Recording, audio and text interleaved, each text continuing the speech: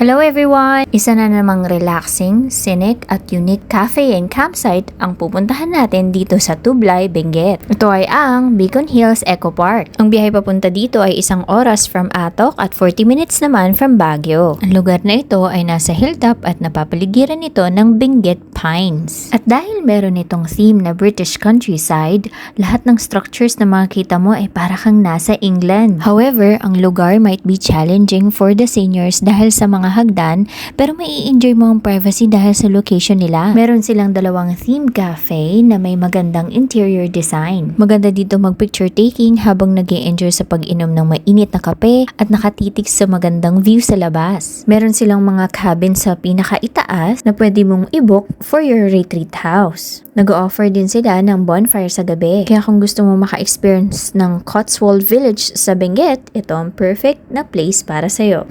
Parang gusto ko magkwento. Dumating sina Debbie at TJ sa Beacon Hill Park habang unti-unting bumabalot ang ulap sa paligid. Ang ganda, pero ang dami kong iniisip, sabi ni Debbie. Ngumiti si TJ. Okay lang yan, andito lang ako. Tahimik silang umupo, uminom ng kape at pinapanood ang mga ulap na dumaraan. Sa sandaling iyon, napangiti si Debbie. Sa gitna ng ulap, natutunan nilang minsan hindi mo kailangan hanapin agad ang sagot. Kailangan mo lang maramdaman na hindi ka nag-iisa. Hanggang sa muli!